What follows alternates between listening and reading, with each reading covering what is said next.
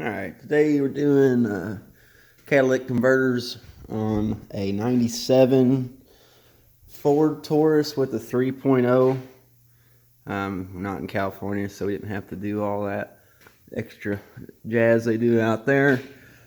This job is a pain in the ass. The front flange here is not very hard to get to. It's 15mm bolt that kind of came right out. This back one, however, though, is not very fun. I did end up cutting that out on one side, and I'll show you what I did.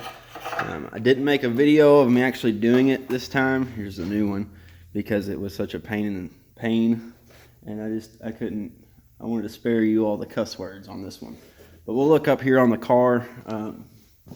The flex pipe, it came off pretty easy. If you want to, you can cut those bolts and just put some 3/8 grade 8s back in it. Let me get a flashlight and show you. But you can very well put 3/8 bolts back in there. I would use grade 8 and just make sure they're tight. Put a new gasket in there. They're like $3 or $4 at the auto parts store. I mean, you're not going to skip a gasket when you're putting a $300 cat on. So here is the flange that gives you all the trouble here. That one I could get off. It was kind of in between a 14 and a 15. It should be a 15, but because of the corrosion, I ended up getting a 9/16 on there. And this one I had to cut. The one closest to the front, I did have to cut that nut off to get it out. I kind of marred up the stud, so I will be putting a new stud in there. I might make a video on putting a stud in if anybody needs to know. The front here, it just comes right out. Now there's 4 O2 sensors on here, and if you want to look and see where they're at with the cat off, there's one right here at this flange. There's one right here on the pipe, another one at the flange right here, and another one right here by the Y pipe. So you need to either unscrew those or unplug them.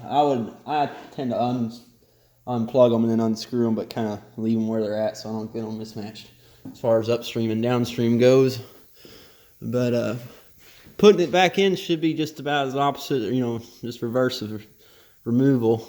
But shouldn't be too bad. It was a pain in the ass to get out, though. I tell you what, it's just these bolts right here, and you need to get every universal and figure out a way to get it on there. I used 3/8 and went to a 1/2 inch breaker bar. I used 3/8 9/16 socket with a universal to get that back one out of there, and then I ended up cranking it over with a cheater bar and a 1/2 inch breaker bar, and they're on there. They are on there, so they will crack, make a big pop noise when it comes loose. I hope you have better luck than me. The one on the right came undone. The one on the left, as soon as I hit it, it stripped. But that's it for today, fellas and ladies.